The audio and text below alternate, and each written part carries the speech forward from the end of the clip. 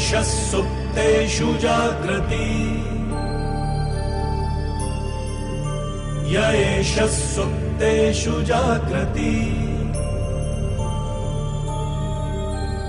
कामं कामं कामं कामपुरुषो पुरुषो निर्विमाणः निर्विमाणः तदेव शुक्रं तद्ब्रह्मा तद्ब्रह्मा तदेवामृतमुच्यते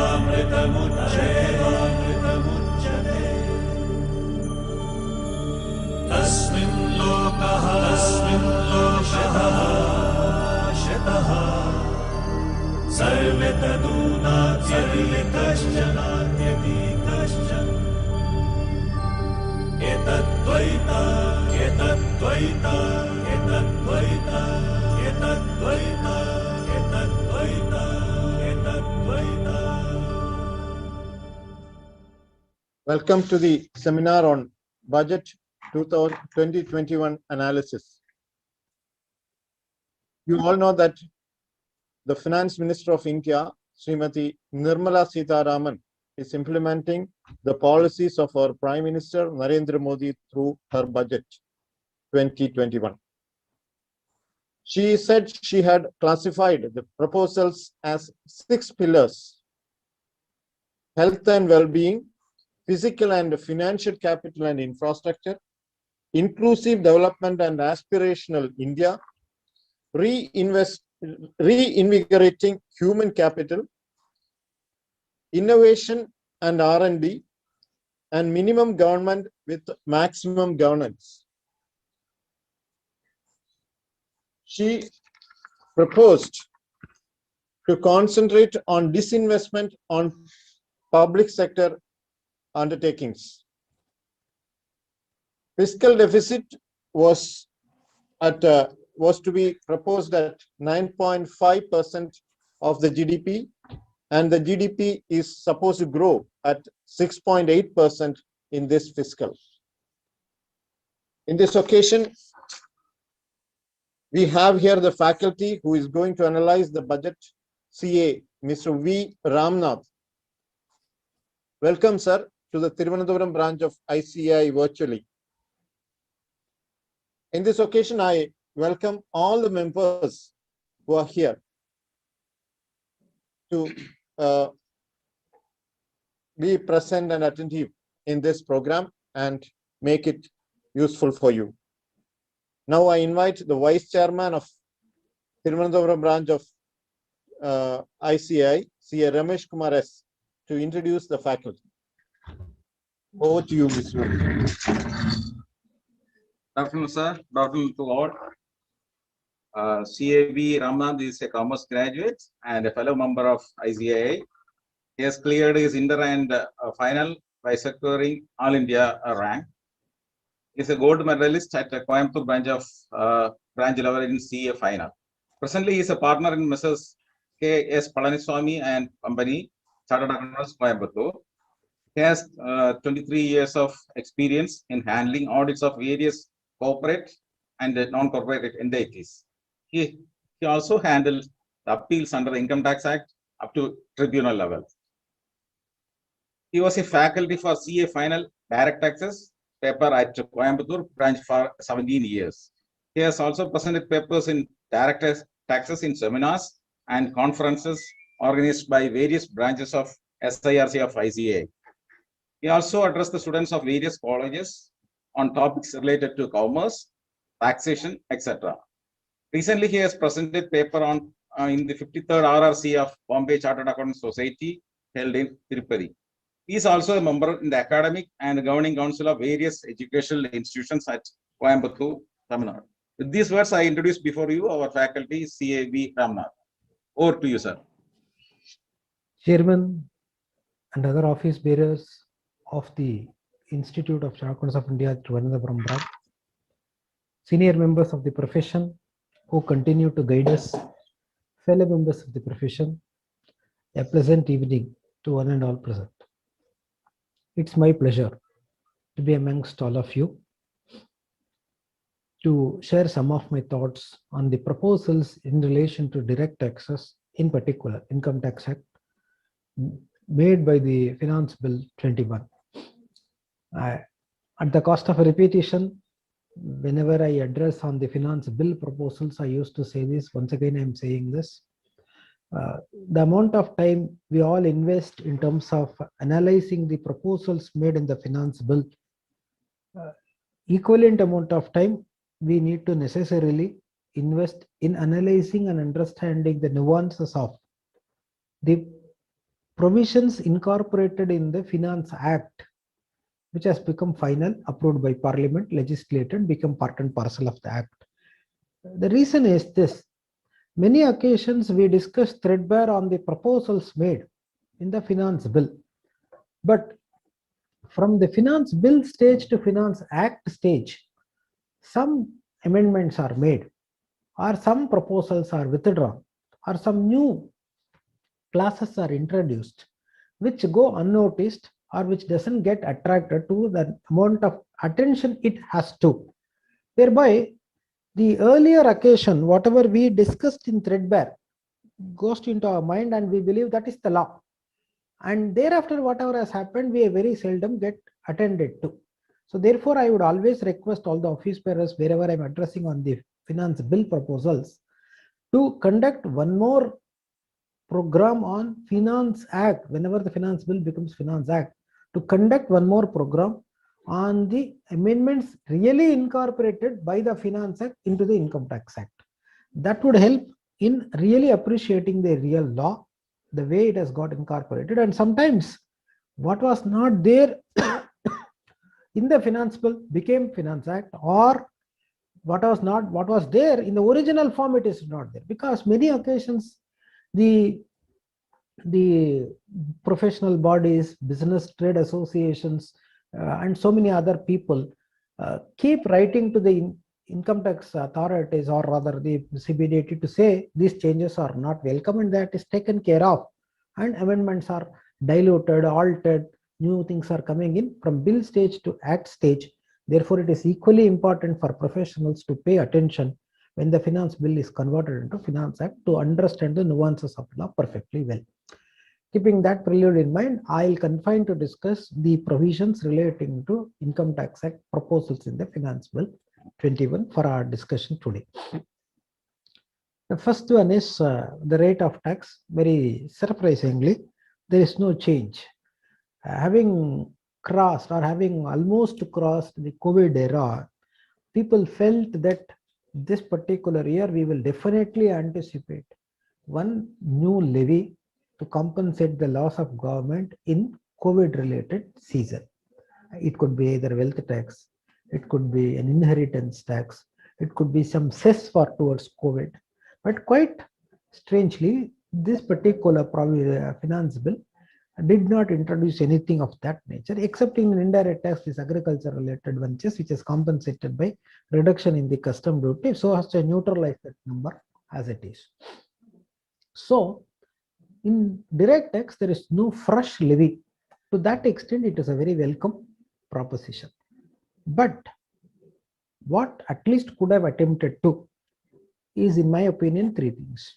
One is, we have not altered the basic exemption, but last year also we said accepting option A to option B, one can think about coming from option A to B or vice versa.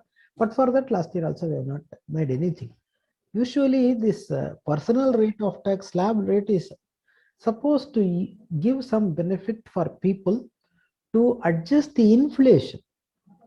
Let us say year before last year a person has got this much revenue. Considering inflation, you would have spent something and balance is left with him. If inflation has gone up, but the amount remains as it is, the disposable surplus will be less down the line 2 years if the same basic limit is kept. So corresponding to inflation, basic limit needs to be increased so that the disposable surplus available, or amount otherwise available for investment, outgo, etc., in the hands of the assessee would be commensurate to what he was otherwise able to do in the previous fiscals. That's why the numbers are tweeted to consider. But unfortunately, last 2 years nothing had happened. This, at least to factor the inflation, something could have happened. That has not happened, number one. Second one is the rate of tax applicable for partnership firm. In rate of tax for a partnership firm, though when companies who are otherwise required to pay tax at a lesser rate of 25 until 400 crores turnover cases in the preceding year fiscal, and other cases last year they've introduced 22% subject to foregoing certain concessions, and manufacturing companies 15%. Why the firm alone has to suffer 30% is something which people have represented, which we all believe that it would be addressed in this finance bill. That has not been addressed. Then for people, individuals having income exceeding 5 crore rupees, the rate of surcharge 37%, making the effective rate of tax to 42.74%. At least that would get regularized is what people have anticipated in the finance bill. That has not happened. These are the three concerns. I thought by not touching the finance rate, the rate of tax, slab rate for that, these three aspects requiring long due for addressing had not happened is something one has to make note of. Generally, one or two amendments proposed in the finance bill would be having some link to certain judgments wherein the government was not happy with the reasoning given for the judgment. So some amendments would be proposed to address that particular concern, so that government is the amendment would be in line with the intention of the government. Quite interestingly, this time we all anticipated that the Honorable Bombay High Court's view in Sesha Goa Limited would be addressed in the proposal of the finance bill. What is that the government was not happy with when Bombay High Court delivered its judgment in Sesha Goa Limited case? Tax, we all know, is not a permissible expenditure while calculating income from business, because section 40 small 2, 40 small a class 2 says any rate or tax levied on profits and gains of any business or profession assessed as a proportion to or otherwise on the basis of such profits and gains will not be a permissible expenditure. All of us equally know that tax includes surcharge, so the surcharge also will not qualify. But quite interestingly, Honorable Bombay High Court said tax and surcharge will not qualify for benefit of deduction while computing the business income. But education just would qualify for deduction. We don't need to treat education just as part and parcel of tax and surcharge. Therefore, we are not required to dismiss this or disallow this while computing the business income, is what one Honorable Bombay High Court has said in following of the principle laid out by Rajasthan High Court. Fine. Now, we all anticipated this will be definitely something which will not be in the liking of the government, and therefore, sure, there would be some amendment proposal to say tax includes surcharge, education, etc. But quite strangely, that has not happened, at least at the bill stage. We'll have to wait and see at the act stage what would happen. As of now, after the delivery of the judgment, what actually people have attempted for. Wherever the scrutiny proceeding pendings, they have made application for considering this as a deduction. Although in the scrutiny this will not be considered, at least let us make a prayer that it has to be considered. If it is not allowed in the scrutiny, what would happen subsequently? While filing an appeal, we can say this is a legitimate claim as per the Bombay High Court judgment. Why you do not allow it? At least in the appeal we can make a claim. Wherever appeals are pending before. Sir, 1 second, sir. Sir, can you increase the volume of your instrument? Okay.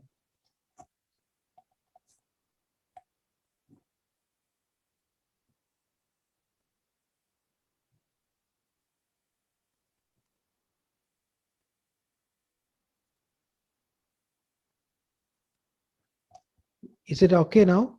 Yeah. Thanks. So, wherever the appeals are pending, at least in the appeals, if it is appeal pending before CIT appeal pending before a tribunal, additional grounds can be filed. In that additional ground, we can say this is a legitimate business deduction omitted to be considered at the assessment stage or at the return level while filing the return. Therefore, it can be considered.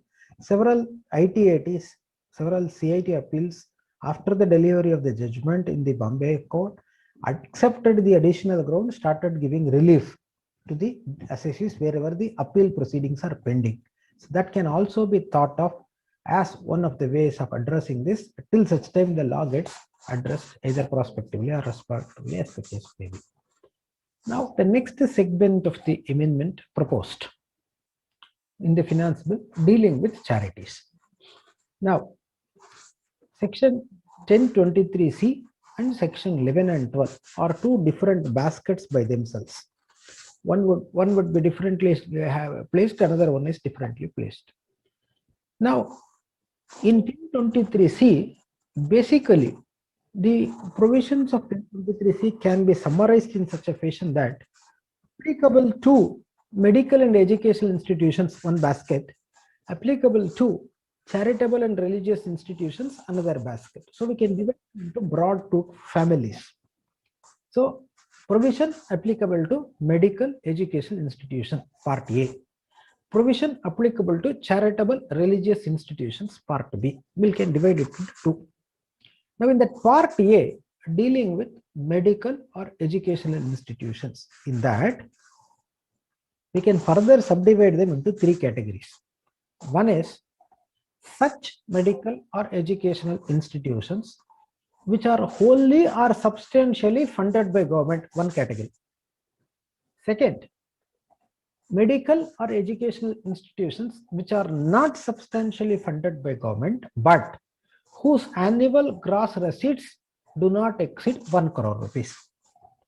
Third category, medical or educational institutions which are neither substantially funded by government nor having the gross receipt less than equivalent to 1 crore. That means their gross receipts are more than 1 crore. In the third category, one has to seek the approval of the prescribed authority.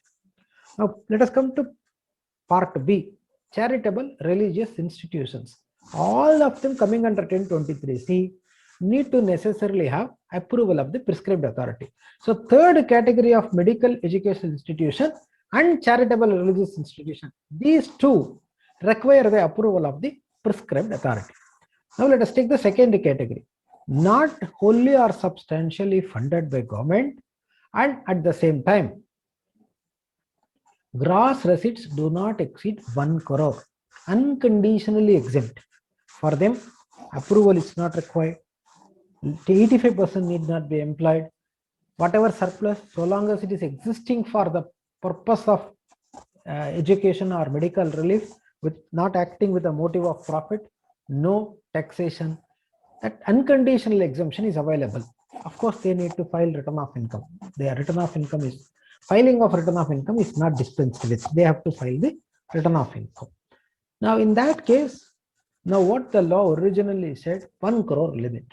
Now let us take a case, for example, one trust has got one polytechnic, one arts college, one school, CBSE school.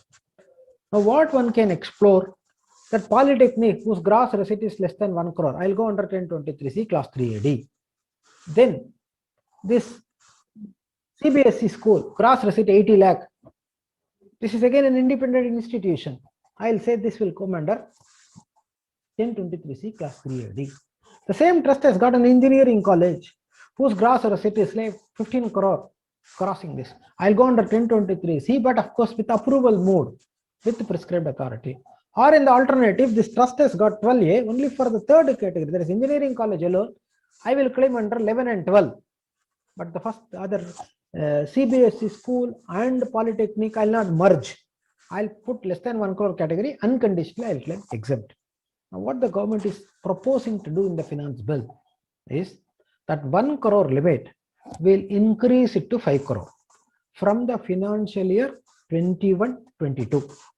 That means for year ended March 21, this 5 crore will not be applicable, it is only 1 crore. But post 1st April 21, it will be 5 crore.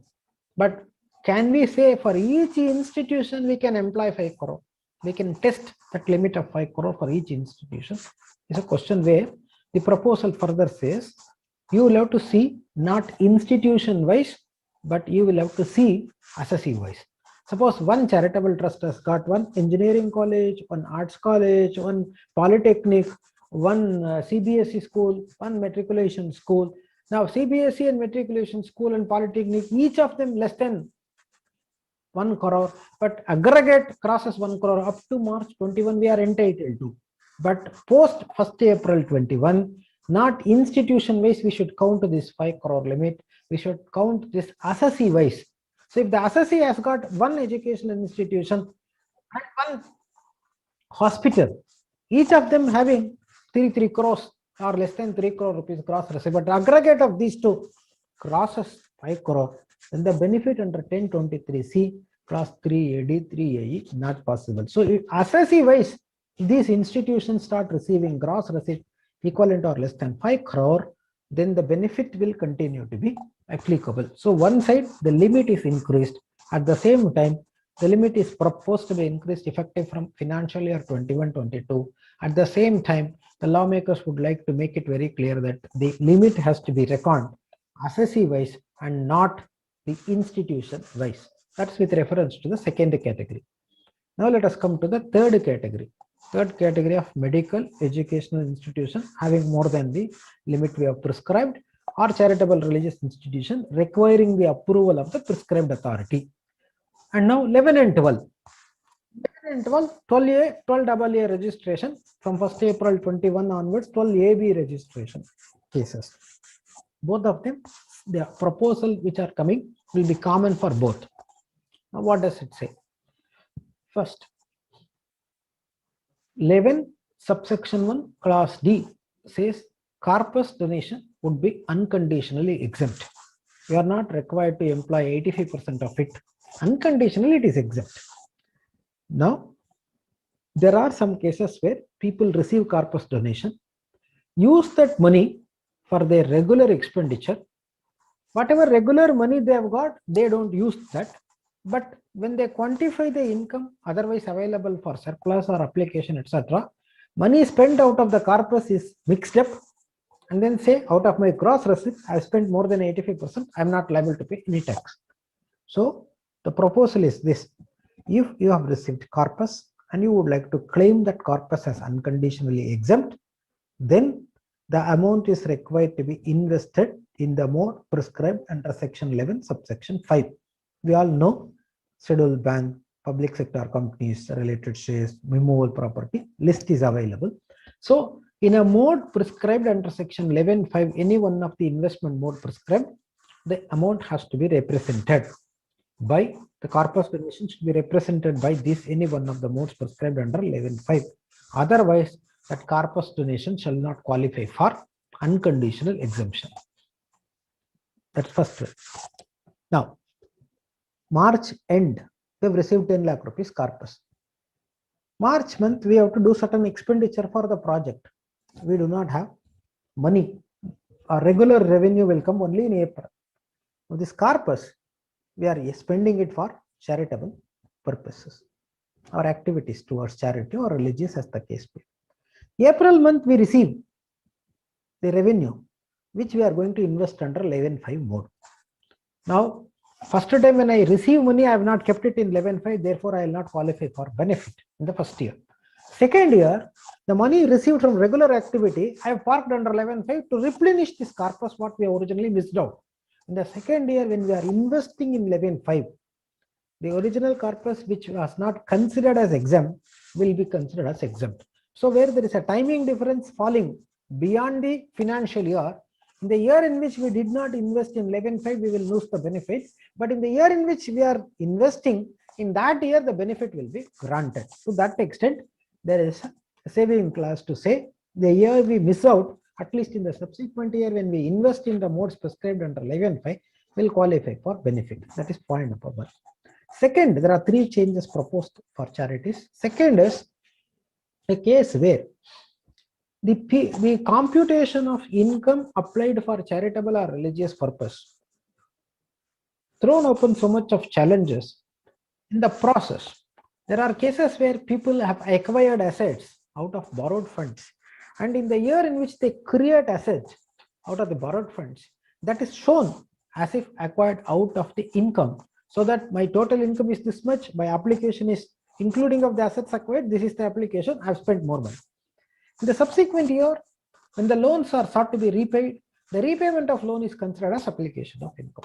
So government would like to clarify things very clearly to say any amount of expenditure incurred out of the loan or borrowing, that expenditure shall not be counted as application of income in the year of borrowing.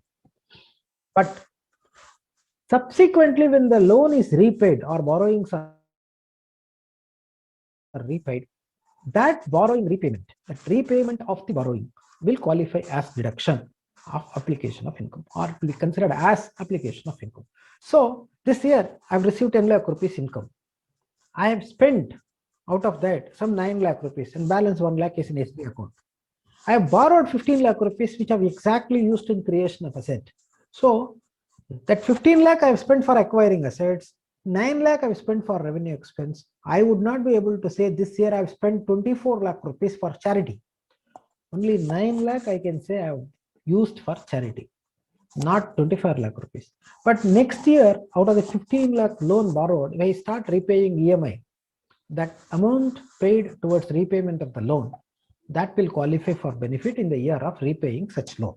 To that extent, there is a clear-cut way of linking the income vis-a-vis application of income sought to be introduced. The third proposal.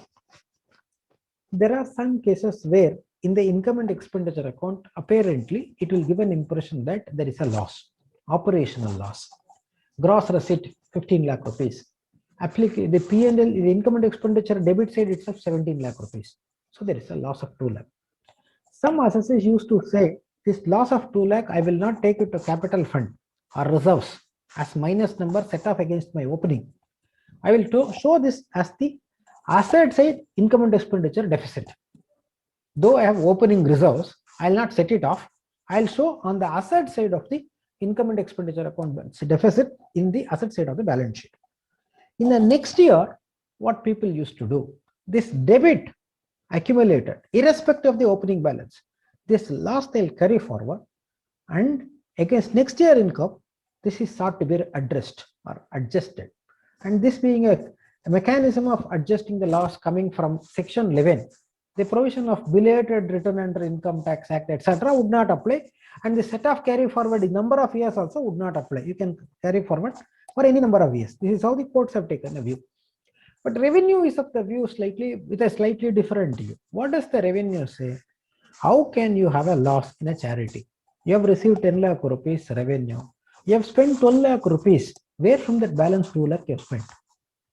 The 2 lakh could have been spent either out of the previous year 15% accumulation unconditionally allowed to you over a period of time. That money was available with you. That was used to fund this 2 lakh rupees revenue loss. That year itself unconditionally you claimed 15%. That is what today you are using. That year itself you claim deduction. Once again you could not claim deduction. You are not entitled to option 1. If this is the first year, there is no previous 15% concept. I have received 10 lakh rupees income. I have spent 12 lakh rupees. Meaning that 2 lakh, where from you have got this money? Borrowing, contribution by trustee, by way of loan, something. Where from you will get money? It's a negative cash flow. That means somebody has given you money. It's a liability. So there is an incremental liability out of which you have funded this loss. That means this expenditure for charity incurred out of some borrowing or loan. In that case, that is not income applied for charity, it is a loan applied for charity. To that extent, this will not qualify for benefit. Negative shall not be eligible for carry forward and set off in future. Honorable Supreme Court has said negative is eligible. So now that judgment is sought to be addressed to say this negative is not eligible for carry forward and to be set off against your future income. So third category of medical educational institution and charitable religious institution coming under 1023C and 11 and 12. In both these cases, these three proposals are sought to be introduced.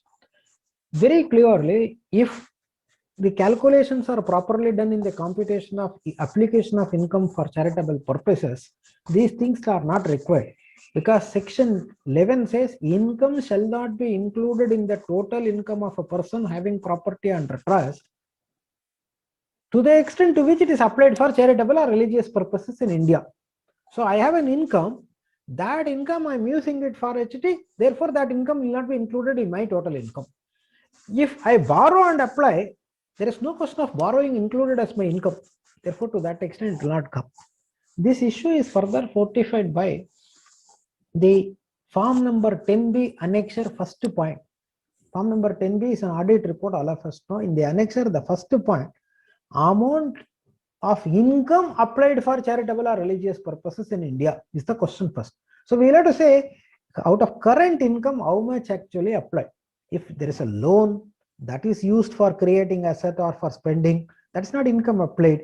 Or out of past savings, we have incurred certain expenditure, that is not income applied. And therefore, this is already inbuilt, but because certain adventurous cases, courts have approved these calculations, the revenue proposes to introduce these three proposals in the finance bill to say loss brought forward in the case of a trust will not be allowed. Out of borrowings, whatever incurred will not be considered, but however, the repayment of such borrowing will qualify for benefit, and corpus will qualify only if it is invested under 11.5 mode and not otherwise. If you miss out in the year of creating corpus, at least in the subsequent year, if you invest that year, this will be eligible for benefit. Is what the three important proposal made up in the Finance Bill 21, effective from assessment year 22-23. The next change proposed is with reference to salary segment. In salary segment, first is this LTC compensation. In LTC compensation, somewhere in the October month itself, a press release came, a circular came. COVID, people could not travel because of COVID restrictions. Anybody who travels in the block of 2018 to 21, 4 calendar years, anybody travels with family, LTC to the extent in that whatever not claimed in the previous year, it will qualify for benefit to the extent reimbursed by the employer. But now travel is prohibited. How to increase the consumption pattern in the country? Therefore, government said, instead of actual travel expenditure getting addressed in an LTC concept, we will say any other expenditure you incur instead of LTC, we will consider that. What the employer can consider as exempt, a circular came in somewhere in October month to say, instead of travel, if the employee says, I have done some expenditure, purchase a refrigerator for family, purchase a TV, whatever it is, I have incurred certain expenditure. That expenditure is supported by a GST bill. In that GST bill, the rate of GST is 12% or above. And I paid money through account paying instrument or wire transfer, etc. To the extent of the amount spent, excluding GST, 1/3 of the amount so spent, or 36,000 rupees, whichever is less, will be allowed as exempt under section 10 clause 5, provided the expenditure is incurred between 12th of October to 31st March 21. 12th October 20 to 31st March 21. If a person incurs this, subject to the satisfaction of the condition which we have discussed now, instead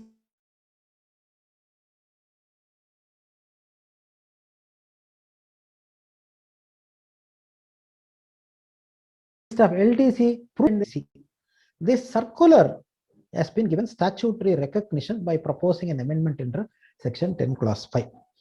But if the LTC granted is more than the actual spending, balance will become taxable income, which employer has to factor while computing the tax deductible under section 192.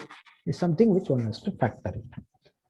The second is the contribution by employee towards welfare funds like PF funds or government recognized provident fund or private recognized PF, GPF or other PF, where if a person contributes more than 2.5 lakh rupees, the interest on that amount exceeding 2.5 lakh rupees contributed, that interest will not qualify for exemption under 10 clause 11 or 10 clause 12. So supposing a person contributes, if the effect from assessment year 22-23, that means financial year 21-22, he contributes 5 lakh rupees, an employee contributes. On that, definitely government PF department will give interest. How much interest on this? A method will be prescribed. That much amount will not be considered as permissible one, as exempt income that is becoming taxable. When to the extent permissible, if it is given, we have TDS provision under section 192 and 192A. When money is distributed by these people to employees either on account of retirement, resignation, voluntary, otherwise, etc., then the amount to the extent exempt or permissible, it will come under 192 or 192A. But in these cases where the interest is sought to be considered as not exempt, the payment thereof will not come as part and parcel of the salary, it will be considered as only interest. Therefore, section 194A would come for TDS purpose. Such when paid to the employee, to that extent, TDS provisions apply is something that from fund perspective, one has to keep in mind. The second, the third proposal in relation to the salaried employees would be ULIP. People used to invest huge money in respect of ULIP and then take advantage and consider that under 80s. See, as well as from capital gains perspective, government is not happy with that, and therefore the proposal comes to say, in case the policy has got both elements, investment as well as insurance and unit linked insurance plan, policy issued on or after 1st of February 21, and during the whole life of the policy, any 1 year the premium payable is crossing 2.5 lakh rupees. Why they say whole life of policy? Sometimes the year of opting the policy, the premium may be pegged down, but later point of time, some ballooning exercise can be done to see that later part more premium is paid. And in the year of opting the policy, it may be eligible, later on it may not be eligible. In order not to have such type of gimmicks, government would like to say very clearly, in the whole life of the policy, any 1 year if the policy premium is more than 2.5 lakh rupees, that policy would not qualify. But other cases, policy would qualify for 1010D. Once it exceeds in any one of the year, that will not qualify for 1010D benefit. Benefit contemplated under section 1010D is not available to such policy. That means it is not an exempt transaction. What would be the consequence thereafter? It becomes a taxable transaction. So that investment will be considered as a capital asset in terms of section 2 clause 14. Then transfer thereof will invite capital gains in terms of section 45(1) capital B, and in the manner as may be prescribed, because the government will come out with the methodology of computing it. Then the tax rate on such number would be determined similar to what we are doing under section 112A for listed securities suffering STT through stock exchange. What is the concessional rate we are getting? Similarly, this will be considered.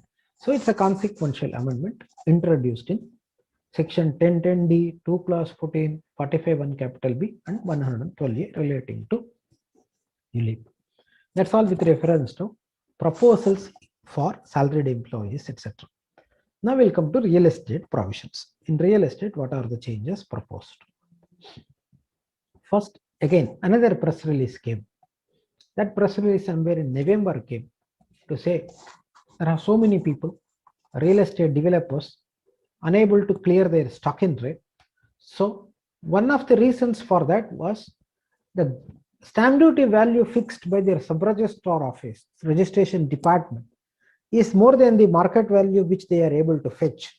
And the gap is beyond 10%. Therefore, people are afraid to deal with the transaction because the seller would be in trouble in terms of section 43 CA and the purchaser would be in trouble in terms of section 56 to 10. Therefore, stocks are not getting cleared. So to address this, the government said, when a transaction takes place in such a fashion that it is sold by the developer to the ultimate buyer as a first-hand transaction, not second-hand sale of the flat, first-hand transaction, and the consideration does not exceed 2 crore rupees. For this proper flat, it should not be 2 crore. Third, it should be a residential property. That means a shop purchased in a commercial complex, etc., that will not qualify. That instead of 10%, the gap of up to 20% would not be chargeable to tax. it will be not chargeable to tax up to 20%. So your actual transaction value into 120%, up to 120% of transaction value, there can be sub-registrar's office stamp duty value permissible. This is what the law said, provided the transaction takes place between 12th of November 2020 to 30th June of 2021. Now, this is a circular. The circular is given effect to through legislative amendment in section 43CA. Now, 43CA talks only about a builder or developer. Now, what will happen to the purchaser? A person who first time purchases the property from a builder or developer, for him under 56 to 10 also, from 10%, the ceiling increased to 20%. So he is also not suffering. But what the government did not do is applying the same amendment to section 50C, and the person who purchases the property not from a builder but from somebody else, who sells as a capital asset. Consciously, government has addressed only the businessman and a purchaser who purchases from that businessman. But the language is first time selling. So that means if I already have a used flat, I sell it for a consideration less than 2 crore. As a capital asset I am selling, I will not be entitled for more than 10% variation. But a person who is first time selling, this is permissible. 10 to 20% for this window period allowed. Nothing wrong in it. But what the government omitted to consider is like this. If there is a development agreement between a developer and a landowner, developer will sell with 20% less than the stamp duty value. Normally in a development agreement, the space is divided, the built-up area is divided between landlord and developer. The landlord will also sell the first time built property. So in one land, they have 20 residential units, 10 goes to builder and 10 goes to landlord. Now the builder will say, I'll reduce the price compared to the stamp duty value by 20%. But landlord can say for the same flat, I can reduce maximum 10%, not there. So the landlord will be hit, and anybody purchasing from the landlord also will be hit, because anybody purchasing from the builder will get the benefit of up to 20%, there is no tax, whereas person purchasing from the landlord will not get that benefit. This is something the government has not attempted to address, which we will have to see whether this will be taken care of while the issue is getting addressed when the bill becomes act. Is something one has to see. Then the next is with reference to 80EEA. 80EEA came in replacement of 80EE. What does say? 80EEA said, if a person purchases a residential house, a person acquires a residential house with the help of the borrowed funds. That borrowed funds comes from a bank or a housing finance company, and the stamp duty value of the property does not exceed 45 lakhs. And the sanction of the loan takes place on a day on which that gentleman does not have any other residential property other than the one which he proposes to buy. If this is taken care of, and the sanction takes place, sanction of the loan takes place on or before 31st March 21, the interest paid on the loan borrowed payable to a bank or a housing finance company would be entitled to be reduced from his total income, rather gross total income, for a maximum of 1.5 lakh rupees per annum. This loan should be sanctioned on or before 31st of March 21. This date, on or before 31st March 21, is sought to be increased in the finance bill proposal to 31st March 22. So that means if affordable housing cases, borrowings are made up to 31st, loan sanction takes place up to 31st March 22, subject to satisfaction of all other conditions, this interest up to 1.5 lakhs will qualify for section 80EEA. One more year additional time grant. Let us say, for example, a person identifies a property of 40 lakhs stamp duty value. He takes 30 lakh rupees loan from the banker. So 30 lakhs loan from banker. let us say 9% borrowing. So 2.7 lakh rupees will be the interest, and it happens to be self-occupied property. Out of 2.7 lakh interest, 1.5 lakh he can claim under 80EA. Balance 1.2 he can claim under 24 small b under the head house property. This will qualify separately, that will qualify separately. In that case, in 24 class B, maximum 2 lakh, beyond that it will be only carry forward. So therefore, first use 1.5 lakh rupees into 80EA, thereafter go under 24B. At least we can hair split this case, and to certain extent, benefit can be obtained by dividing the number into these two sections, 80EA benefit as well as 24 class B benefit. One can think about it. Now time is extended or proposed to be extended for 1 more year. Now let us go back to the other side, who is constructing the residential house of that nature, affordable housing cases. Section 80 IBA says any profits and gains derived from business of constructing and developing residential housing project of such nature subject to conditions prescribed, that amount will, the entire profit from that project will qualify for income tax benefit, provided the sanction for the, or rather approval or sanction for the project obtained on or before 31st March 21. That time limit is sought to be increased from 31st March 21 to 31st March 22. So that means up to 31st March 22, if the approval is obtained, that profit from that benefit, that business would qualify for unconditional exemption under 80 IBA. But one thing we will have to remember, if it's a partnership firm, 80 IBA will say the whole profit will not be required to pay tax thereon. But however, under 115 JC, 18.5% of the profit will have to pay as alternate minimum tax. If it's a limited company, under 115 JB, that company has to pay 15% of the book profit as the MAT.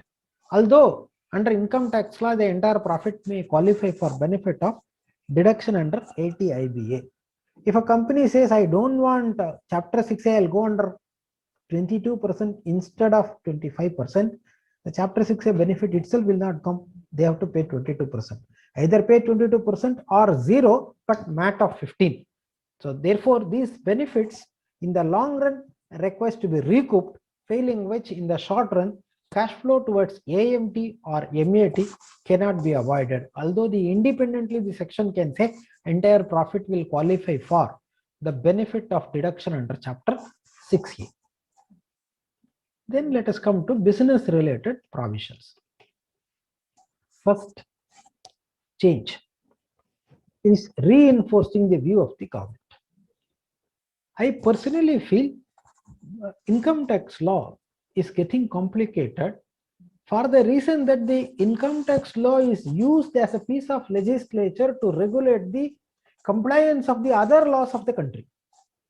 The income tax law is intended to only see that the computation mechanism is properly carried out, and then administration of income tax related matters are kept in confidence or kept in that legislature itself. This should not have been a very complicated piece of legislature.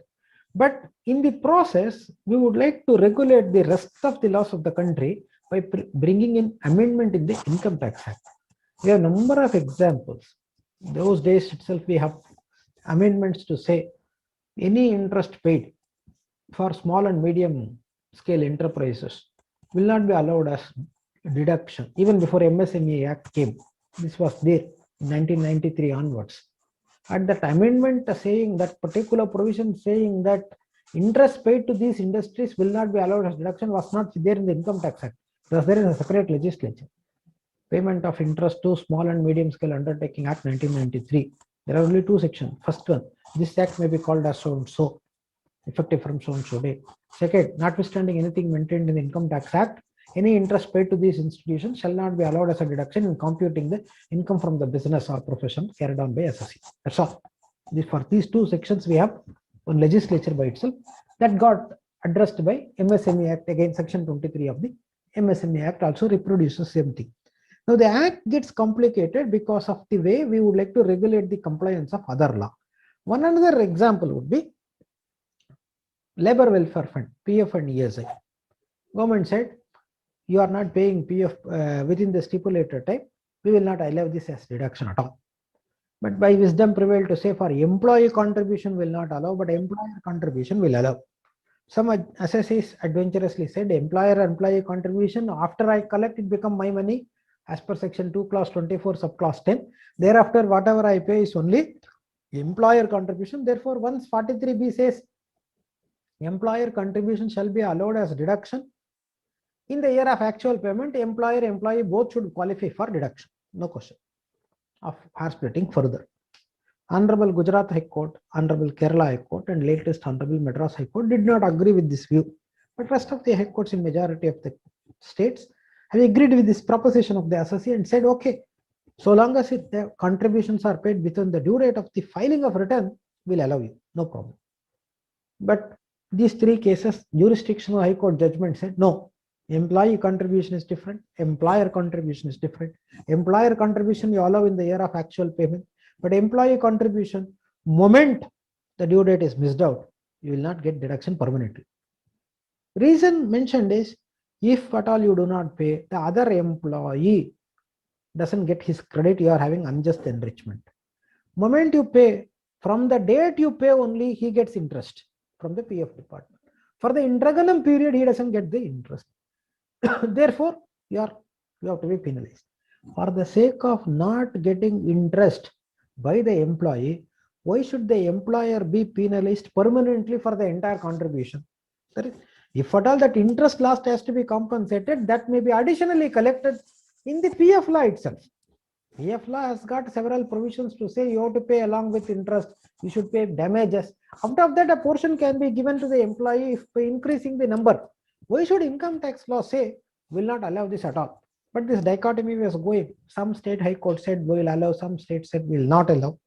But that controversy is thought to be brought to rest by introducing explanation in section 43B as well as section 3615 here to say employees' contribution would not be regarded as something amenable to section 43B. It will be considered only under section 3615A. But this explanation comes up with effect from assessment year 21-22, financial year commencing from 1st of April 20. So one school of thought goes to say this is only a prospective amendment from 1st of April 20, retrospective, but at least from 1st of April 20, so that it will not apply to past cases. Wherever appeals are already pending, we can still take a view. This is not permissible. Honorable Kerala High Court has already said that no, 36 one way is different. Therefore, even past cases also, one would find it difficult. Other school of thought goes to say explanation is always retrospective. Explanation only clarifies the position of law. Therefore, even though it says effective from assessment year 21-22, it applies from the original date when 43B or section 3615A came into statute. Therefore, for all past cases wherever appeals are pending, this explanation would apply. Therefore, one will not get benefit. Slightly disturbing trend. Very slight. One way, the genuine cases where a person doesn't have money, doesn't have the ability to raise funds, therefore he belatedly pays. He doesn't have any happiness of paying belatedly, but still we penalize him because of this explanation. Now, what could have been one another thought one can keep in mind? Fortunately, this time, after introducing budget, now VSV scheme extended by one more month up to 28th of February. So now wherever cases are otherwise going to be lost, if assessee has already filed an appeal on 31st of on or before 31st of January 20, those cases under VSV we can plan to take the benefit by filing form number 1 and 2, and whereby only tax component is required to be paid. At least interest can be saved wherever we have already filed an appeal. This benefit at least could be explored till 28th of February, at least something which one can think about. The next proposition in the business head is clarifying the position of law to say the goodwill would not be eligible for depreciation any longer. More than one way government would like to make the point very clear by suggesting that goodwill will not be considered as permissible for depreciation. There are cases where assessees used to do some amalgamation, demerger, etc., and make some entries in the books and in such a fashion that very huge goodwill after the reconstitution comes and sits in the balance sheet, and they seek to claim that as intangible asset eligible for depreciation at the rate of 25%. And Honorable Supreme Court in Smith Securities Limited case endorsed this view, saying goodwill of a business arising out of amalgamation through paid mode will qualify for benefit. Government is not happy with that. You are doing amalgamation, demerger, etc., making it as a tax neutral amalgamation. So you don't pay any tax. That means cost of the previous owner only you have to consider. In cost of the previous owner, there is nothing for a goodwill. Then how can you claim? Government is unhappy with that. Agreed. But wherever assessee pays money for acquiring goodwill, that is also now made clear to be not eligible for depreciation. But on the contrary, what government says, when you sell your business to somebody and realize money for goodwill, that day, consider the cost incurred for acquiring goodwill as eligible for deduction in section 48. If it's a long term, you can even index it, nothing wrong in it. So what government says, goodwill, a capital asset, but it will not fall under any other rights of commercial or business rights of similar nature. So it will not be eligible for depreciation. Section 32 also says it will not be eligible for depreciation. Section 50 says sale of goodwill where already people have claimed depreciation. Based on the prescribed methodology, we have to calculate the capital gain. Cost of acquisition definition under section 55 subsection 2 clause A. Self-generated business or professional goodwill cost shall be deemed to be zero, not eligible. All that fairly government has attempted to bring in. But if the goodwill is already included in the block and somebody would have already started claiming depreciation in the past, to say henceforth you should not claim depreciation. Section 43 clause 6 subclause C, definition of written down value, in which your opening value has already got some goodwill in which you have already claimed the depreciation. That portion should be removed. Only for the balance you can prospectively claim. That particular provision, 43 clause 6 subclause C, dealing with written down value, is not proposed to be amended. So opening goodwill value on which somebody was claiming depreciation, one can ask last and to proposes to be in the finance bill, one can continue to claim. But however, in my opinion, this will be definitely echoed in various meetings and documents and will be served to the ministry, and therefore when the bill becomes act, we may expect an amendment under section 43(6) subclause C to deal with written down value to address this portion as well. One cannot avoid it, is what I personally feel. The next proposition is with reference to capital gains. Most confusing way the law is sought to be amended is 45(4) and 45(4) capital A. The most confusing way the law seeks to bring about changes in the law.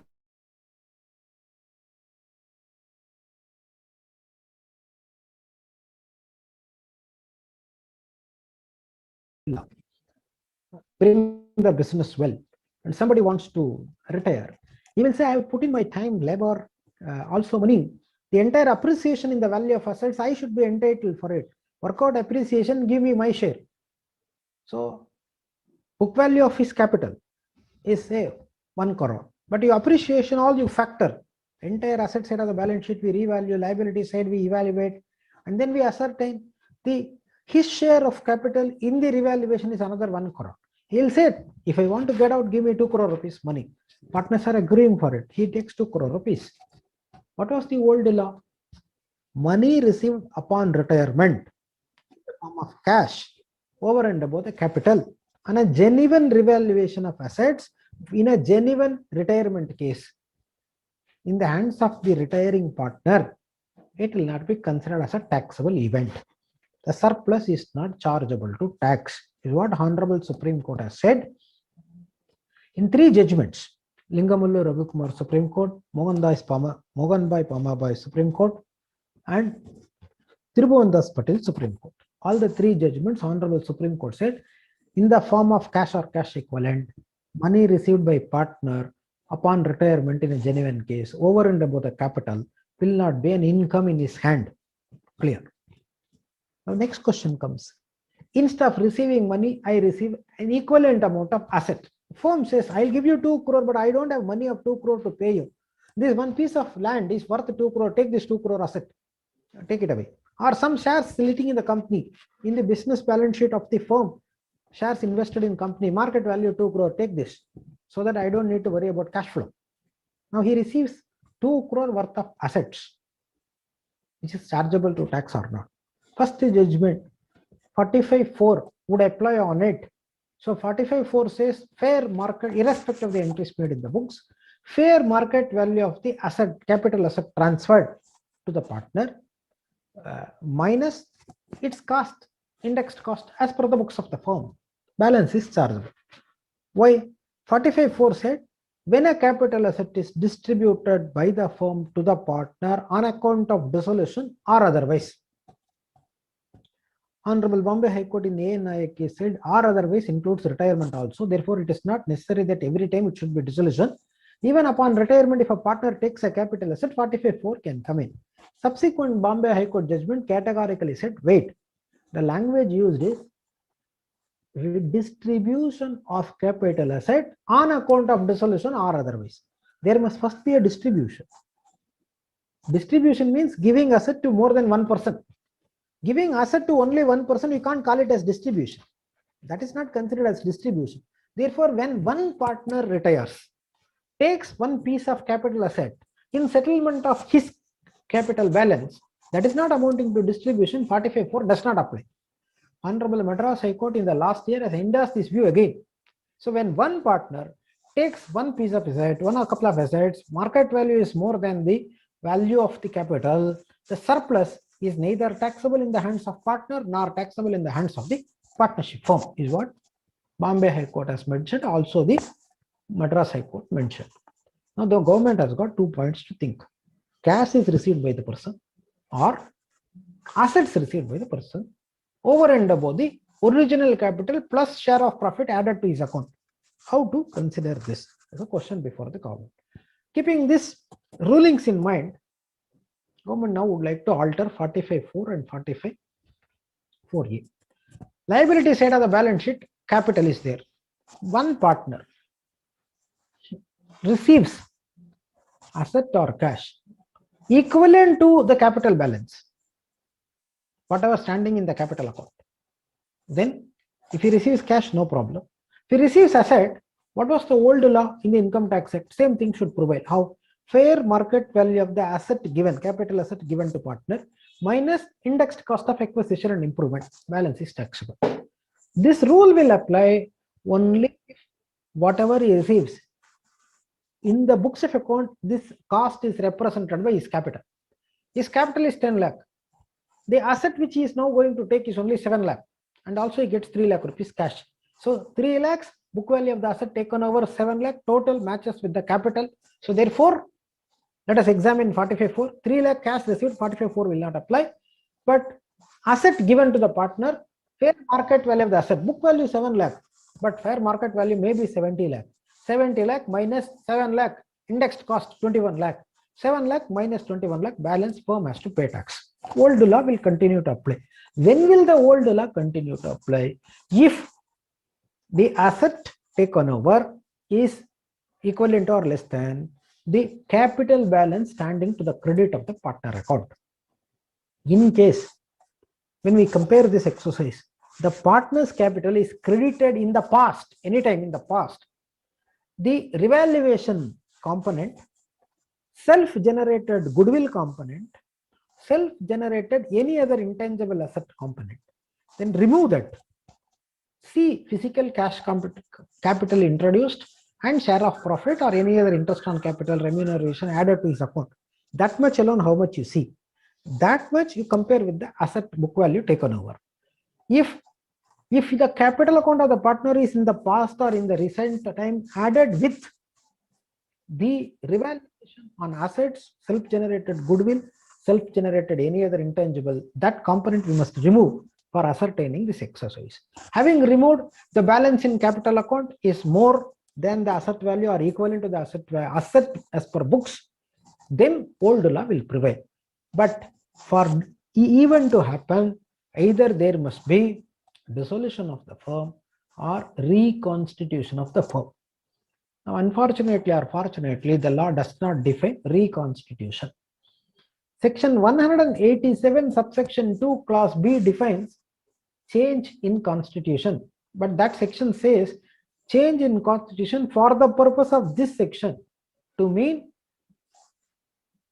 one partner going out or one partner coming in such a fashion that at least one partner is common before and after the change, or there's a change in profit sharing ratio. Though there is no change in the partner, there is change in profit sharing ratio. That is considered for the purpose of 187. But here, reconstitution, change in constitution is different from reconstitution because law is not using the same language. So here reconstitution is not defined. Therefore, what one can say, there must be admission, retirement, death, insolvency, etc. But only when there is only profit sharing ratio getting altered, that should not trigger this. So first there must be a dissolution or change in constitution. The value of the assets taken over as per the book, that book value should be at least equivalent to or less than the capital account balance. That capital account balance should be without considering revaluation of assets, goodwill, self-generated, other intangible. Then old law will provide. Now, quite strangely or practically to say, there is no revaluation in the books of the partner's capital, or revaluation is excluded, the number is ascertained. That number happens to be, let us say, 50 lakh rupees outgoing partner's account. There is a retirement. Now, the book value of the assets taken over or the cash given or both put together is more than 50 lakh. Now, let us say book value of the asset given 55 lakh, cash given another 5 lakh, 60 lakh, but the capital balance is only 50 lakh. So 50, now we are giving to 60.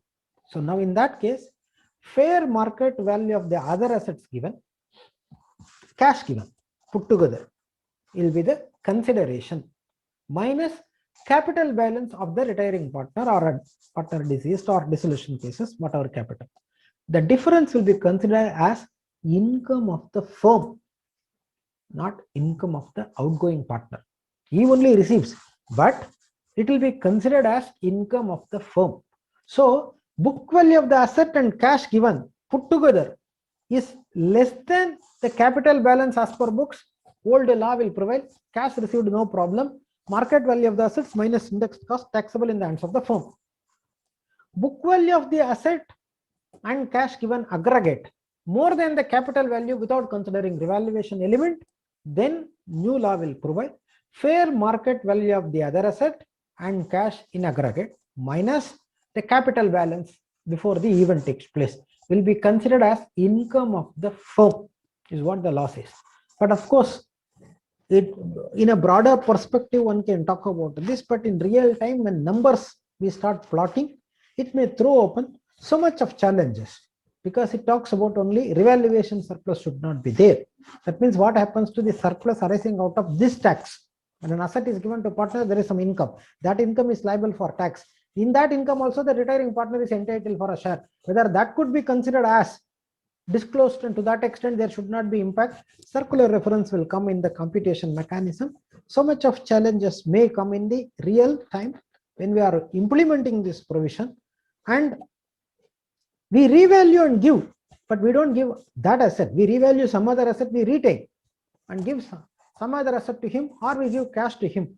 That means to the extent of this revaluation, he got a share for which we have not given asset, we have given only the cash component.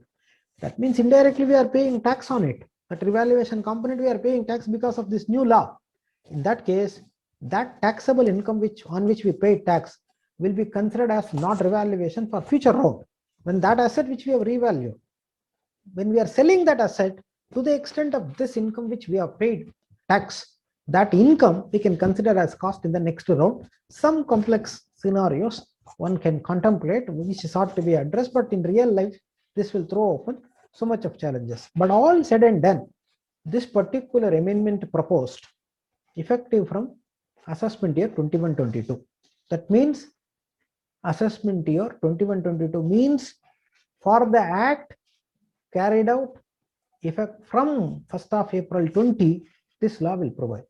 From 1st of April 20 to 1st February 21 in this country, several reconstitution could have taken place. Several retiring partners might have been settled with the cash component over and above their capital. Assets would have been given to the retiring partner or deceased partner's family without factoring all this new law based on the old judgment of the Supreme Court and Bombay High Court and Madras High Court. And people would have taken a position that neither the partner is liable who is taking this asset, nor the firm is liable. But today, 1st of February, a new law comes to say for the transaction took place from 1st April 20, you will have to face this music, is something which is creating an additional liability, which ought to have not happened, is what I personally feel. Nothing wrong in saying tomorrow you do this, I'll tax you. But saying that you did yesterday, therefore I'm today taxing it because the way you did yesterday is not liking to me, is not a fair way of taxing the citizen of the country or subject of the country, is what I personally feel. Introducing an amendment with effect from assessment year 21-22 is not something appropriate. It can be assessment year 22-23. Nobody can have a complaint if the law would like to come up with a different ideology to tax the surplus. But effective from assessment year 21-22 is something disturbing. So therefore, one should not take a view that this is going to be a prospective law. Therefore, within this another 50 days, I'll do some reorganization in the partnership firm, do revaluation and keep it, so that in future, without tax, I can take some advantage, is something very adventurous position. Unless from bill stage to act stage, there is going to be a fair acceptance of the representation made to postpone this levy from next year onwards, or postpone to the next year. If at all that is accepted, anything done in the past, in the intervening period, may save the case of the SC. Otherwise, this is going to really trouble the SSC. Next is one more change is slum sale versus slum exchange. Government is not happy with the judgment of Bharat Bijli Limited and latest Madras High Court judgment in T&E cases, Avera cases. So government said slum sale. People originally said long back, you are defining slum sale, but there are cases where slum exchange, slum relinquishment, etc., but you don't worry about it. How can you tax? Government said, no, we will tax. Court said, no, when you are defining slum sale, the rest of them cannot be. So to get over those cases, now amendment is sought to be introduced to say, not necessarily transferring one or more undertaking by way of sale. It can be transferring one or more undertaking by any means, is what the government proposes to introduce. This again will be effective from 1st April 20. So from 1st April 20 to 1st February, so many people would have done the slum exchange or slum compulsory acquisition, etc., on the belief that Bharat Bijli Limited and Avera T&D Limited judgment would continue to help them. But today, we have a retrospective amendment saying from 1st February 20, 1st March, April 20, whatever has happened, we are going to tax you, is something is not appropriate, is what I personally feel. Then we will spend some time on the assessment related changes proposed. First is time. Time will say what are the areas where the condensing takes place. One is for filing return. One for a belated return and a revised return, instead of the time today available up to end of assessment year, it is going to be condensed to December. But unfortunately, language of the law is not happily worded to say revised return or belated return can be filed within a period of 90 days prior to the end of the assessment year. So it gives an impression only from 1st January to 31st March you can. Earlier to that period you can't at all, is how that the language is worded. But of course the intention seems to be to condense the time. Instead of 31st March, bring it to 31st December itself, is what the lawmakers would like to convey. That's the first change proposed. From next year onwards it's going to. Second is, today for receiving 143(1) intimation, we have a time of 1 year from the end of the year in which the return is furnished to the CPC. CPC will send the intimation. That 1 year time is going to be reduced to 9 months. It is proposed to be reduced to 9 months from the end of the financial year in which the return is furnished.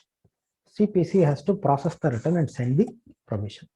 Now, time limit to commence the scrutiny proceeding under 143(2). Normally, it is 6 months from the end of the financial year in which the return is furnished.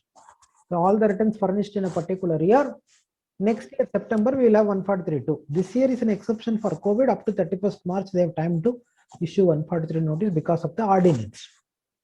Otherwise, generally by September 30th, we'll come to know how many cases are picked up for scrutiny.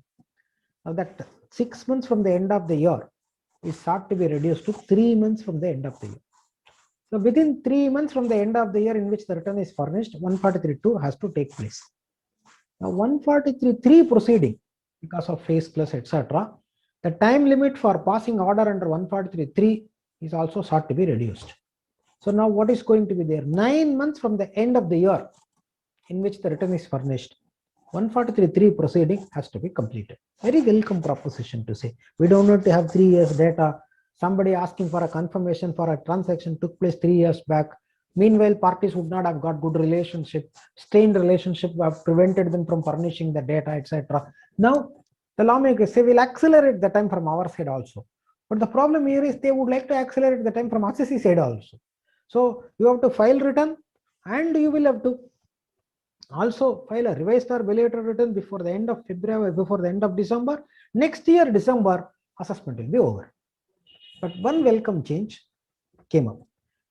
When an assessee is a partner in a firm, when the firm is liable for tax audit, the partner's time limit for filing return also extended to the extent of the time available for a partnership firm, 30th September.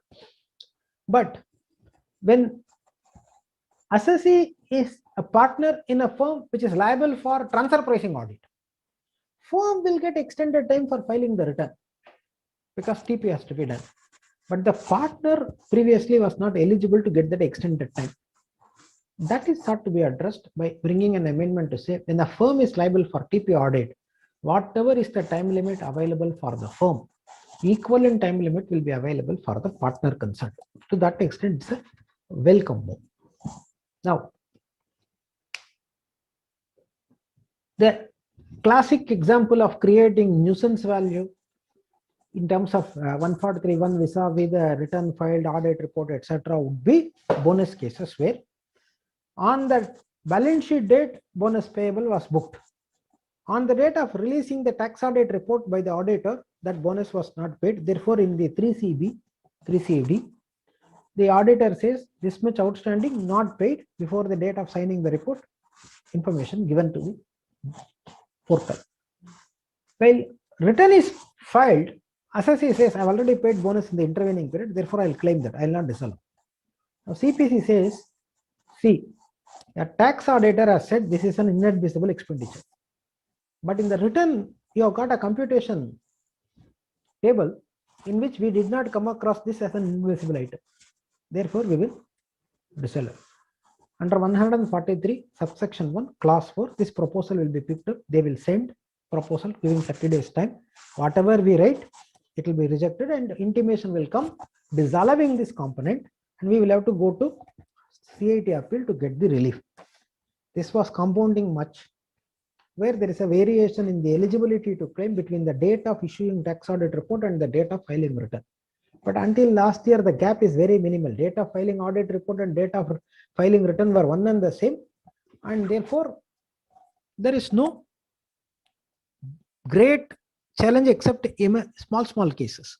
But from assessment year 2021, officially there is a difference of 1 month between the date of tax audit report and the date of the time to file tax audit report and the time to file return. So therefore, to that extent, there is bound to be difference. This has to be addressed.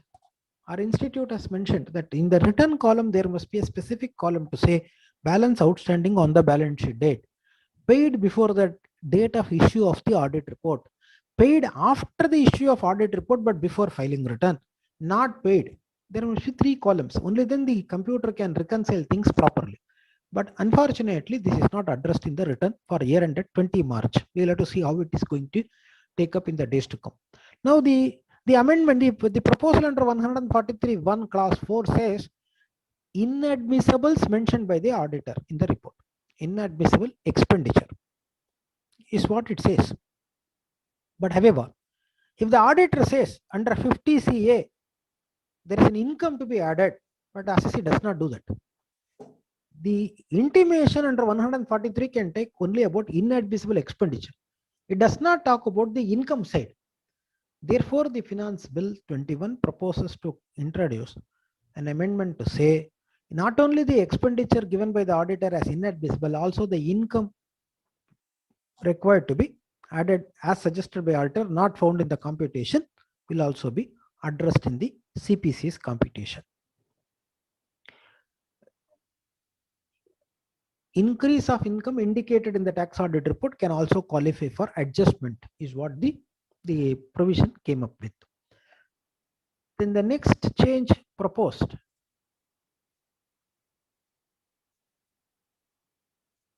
is reassessment. It's a topic by itself in lengthy proposition to say. We have to debate a lot about this new scheme talking about reassessment. We have 153C A, B, C, D dealing with search related assessment.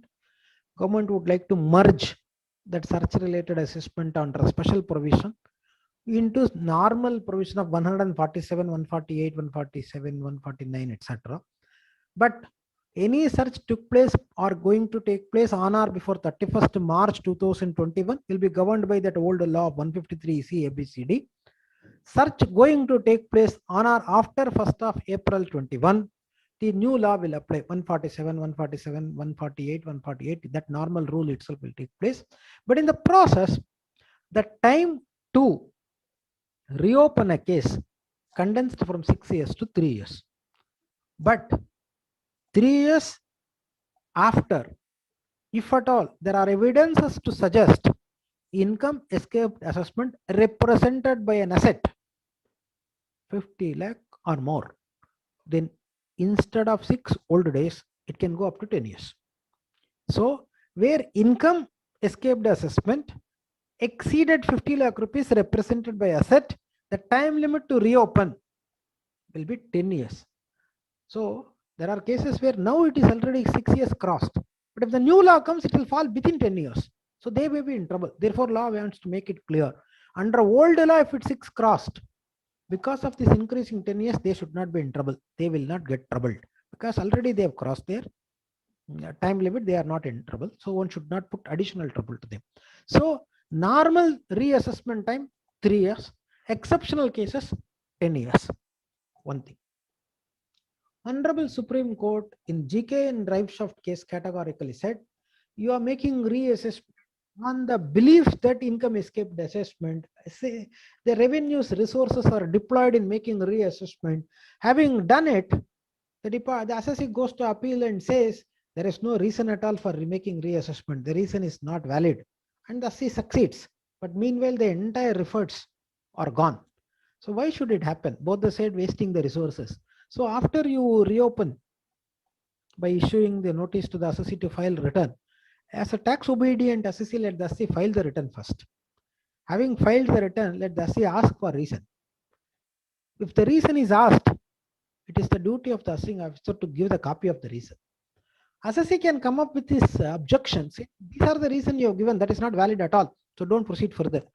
If he files objection, it is the duty of the assessing officer to dispose that objection by a speaking order. Why I am not considering your objection valid, or if I consider your objection valid, I'll drop the proceeding. Let him give it in writing. If the objections are accepted, proceeding stops there. If the objections are not accepted, overruled, let the proceeding continue. Nothing wrong in it. This is what Honorable Supreme Court has mentioned in GK and Driveshaft case. Though you don't find that all in the Income Tax Act, but GK and Driveshaft said you do all these things. That law is sought to be introduced in section 148 capital A. In 148 capital A, new section from 1/4/2021, the principle enunciated by Honorable Supreme Court in GK and Driveshaft is sought to be introduced. But there, after issuing notice, after filing return, this process will start. Asking for reason, objection, disposal, etc. Now the lawmakers here in the wisdom say, even before issuing the notice for reassessment, let there be a show cause notice first. These are the information we have got. We are going to reopen your case. What is your objection? For that show cause notice, let the assessee file reply. If the assessee gives valid reply, let it be dropped. The assessee's reply is not convincing. Let there be a speaking order to say your objections are not valid. We are proceeding. In that, along with that order, let there be a notice for reopening the assessment, asking the assessee to furnish return. So after that order, after passing that order, let there be a notice asking the assessee to furnish the return. After that, let the assessee file return, then proceedings will continue. Within 3 years, normal cases. Beyond 3 years, only when income escaped assessment is 50 lakh or above represented by an asset. Now, up to 3 years, commissioner's permission is required. Beyond 3 years, chief commissioner's permission is required. And of course, there are some nitty-gritties in the language employed. Reason to believe is gone. Information is the only phrase on which one can contain all that.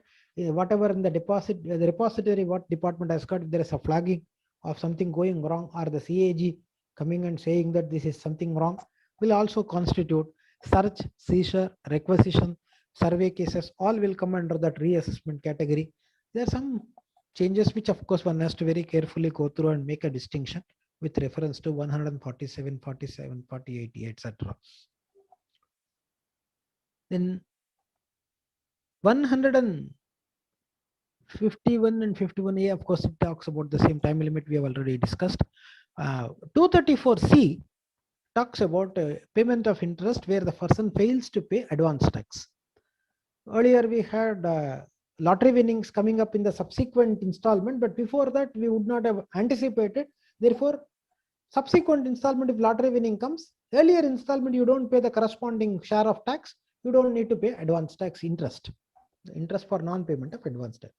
Then came capital gains. Any capital gain coming in the subsequent installment, earlier installment, if there is omission, 234C will not come. That means we will have to fill up the date so that one can factor properly. Date of windfall gain, date of capital gain. And a business coming into existence after the first or second installment is over. For earlier installment, one should not come. And then dividend, until last year, dividend was chargeable in the hands of the company first. Person having more than 10 lakh rupees in the hands of shareholder. So for them, if the dividend comes in the November month or February month, earlier installment, they should not get disturbed for paying 234C. Therefore, now that this year dividend has become chargeable in the hands of the recipient, the entire dividend is considered for 234C, not only 115 BBDA, the entire interest, entire dividend. So whenever dividend comes after the expiry of the installment, only prospectively interest under 234C will come. For earlier installment, it will not come. But the word dividend here is mentioned to say all dividend except 222E. 222E also one cannot contemplate or dream or anticipate. In the third quarter, I'll draw money from my company more. Therefore, in the first 2 installment, I will have to pay interest under 234C. That also could have been given, but government is saying all normal dividend other than 222E. So at least dividend cases, we punch the date of receipt of dividend, correspondingly the interest element payable under 234C will get mitigated. In TDS, 2 things. One is person having above 75 years, touching the age of 75 years at any point of time in the year, during the year or thereafter, only pension income, not having any other income except bank interest from a specified bank from which he is getting pension income. He is not exempt from paying tax. He is only exempt from filing return. The bank has to calculate his income, pension, interest income, ascertain the tax, give effect to Chapter 6A and 87A, consider the TDS, balance has to be deducted and remitted from his account, and get a declaration from this pensioner. Then he is not required to file return. In real life scenario, the utility will be very less. Effectively to say, in Indian context, the mortality rate somehow for senior citizen at the age of 69 for male member, 71 for female member. We are talking about 75 cases. One. Second scenario, I have a professor in a college retired long back, whose today's pension is 12 lakh. He said, even when I retired, I did not have this much of revenue. Pension is now going more than that. And his son said, why are you keeping the entire money in State Bank of India? Put it somewhere in the cooperative bank, you will get better rate of interest. So he has parked a portion of it in some other bank. But the law says you should get pension from one bank, say one notified bank. From the same bank, you should get interest. From some other bank, you should not get interest. Would he not have some small capital gains or some interest from other banks, etc.? Those people will not qualify. only for select cases. Again, it is only exemption from filing return, not from paying tax. Tax has to be paid. Bank will be overburdened to do all this exercise in this country. The second one is the amendment proposed by introducing 194Q, which I personally feel is creating so much of paperwork compliance burden to the business associates. What does it say? Last year we have introduced 206C1H. It says you are an SSC having business turnover gross receipt sales in the previous year exceeding 10 crore. Current year you make a sale and you receive 50 lakh or above from that person. 0.1% of the money you receive, you will have to collect as TCS and remit. This year, from 1st of July 21, law goes to the other side and says, previous year, you happen to be a person having gross receipt total turnover sales exceeding 10 crore. This year you purchase from one person 50 lakh or more. You have to deduct 0.1% as TDS. So last year we said it is TCS. Again, for the same case, we are today saying TDS. Why should it be? One. Now law says, if you are planning to do this, first ask yourself whether this transaction is otherwise liable for TDS under any of the provisions of the Income Tax Act. If so, this section would not apply. Ask yourself if this particular transaction is liable for TCS under any of the provisions of the Income Tax Act, except what was introduced last year, namely 206C1H, sale of car, scrap, other provisions would apply. If the transaction is otherwise liable for TCS, Indian made foreign liquor, all those cases, in that case, this provision would not apply. But if the transaction is liable for TCS as per the last year introduced provision, then this section will override and that section will not override. How will people know if I'm a seller, I've got last year turnover exceeding 10 crore. This time I've got sales more than 50 lakh. I'm going to receive more than 50 lakh. How will I know that gentleman will deduct tax? If he deducts, I'm not required to collect. He deducts at the end of the year after the advice coming from his auditor.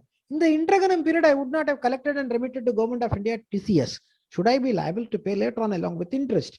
These are all some practical difficulties one has to really face, which could have been avoided, which need not have been so cumbersome to make this. And here, if a PAN is not obtained from that purchaser, from the buyer seller for this purchaser, instead of 0.1%, the rate will go.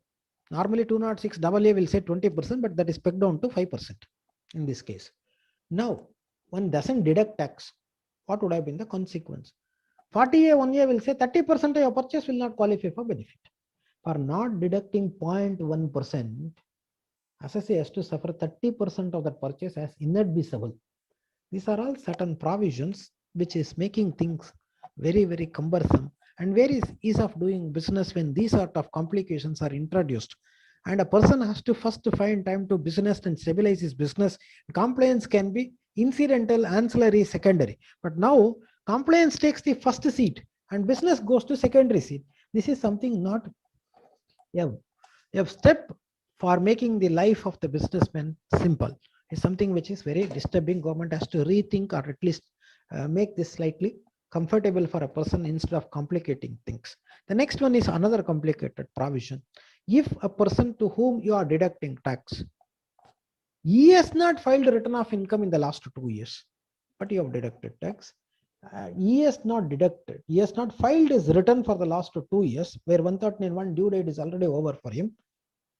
In that case, and the amount so deducted by way of TDS, so collected by way of TCS in his account, 50,000 or more, then the rate at which you have to deduct tax on his transaction will be twice of the rate, or 5%, or 206AA. How will I know in the last 2 years he has filed return or not? If he has not filed, I have to increase. Subsequently comes within 139(1) due date, he has filed. If he files belatedly 139(4), it will not qualify. Why to complicate all this? If as a businessman, I may help the department to see that TDS deducted and remitted, so that so and so is a person who has to necessarily be in that network. Subsequently, department has all manpower to track and see whether this gentleman filed return or not, persuade him, pressurize him, and then see whether apart from the TDS, further he has to pay something or not. If that is not done in the right direction, why the person who is facilitating this should be penalized? Again, this is 206 QB and 206 AB or the provision, 206 CCA and 206 QB or the provision, which is increasing the rate because of non-filing of return by the deductive or collective, again going to add the difficulty to the person carrying on business. And there are few other small amendments like settlement commission not eligible, not possible to be approached after 1st of February. Authority of advance ruling is going to be replaced by board for advance ruling. Faceless ITAT is going to come in the days to come. And then wherever this fake invoices taking place because of GST, the power of provisional attachment is not only available with higher authorities, also available with ITO, assessing officer, in case where the penalty sought to be levied is going to be 2 crore or more. And all these small amendments available with reference to the other provisions. These are all relating to provisions for domestic taxation, by and large applicable. There are few other provisions applicable only for select cases like non-resident banks, etc. In IFSC, etc. I personally felt that let us keep that away for our first discussion of a larger level. There are any specific queries relating to that will take up at that point in time. Thank you one and all for your patient listening. Thank you so much for the opportunity given. If the organizers believe that we have some questions as well as some time available, we'll take up them for our discussion. Thank you. Members can ask any queries. Sir is ready to give the answers. Anybody, please? You can put it in the chat box.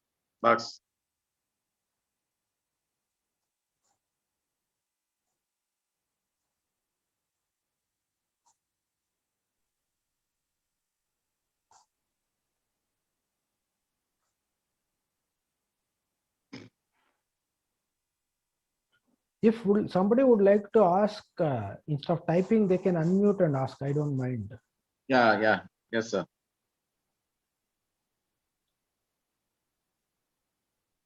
Okay, sir.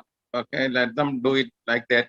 Now I propose, thank you, sir, for your excellent presentation on this budget analysis. Now I request our secretary to propose formal vote of thanks. Cherianji, or to Cherianji Samuel. Respected Vice Chairman and Speaker of the Day, I take this opportunity to express our sincere thanks to the respected Speaker, Ramnath. Ramnath sir is a regular speaker to the branch. We thankfully remember all his support towards the branch. Thank you, sir, for the comprehensive session of the finance bill. Before concluding, let me express my sincere gratitude to all the participants that attended this webinar. Thank you all once again. Thank you, sir. Thank you all. Thank you all. Thank you.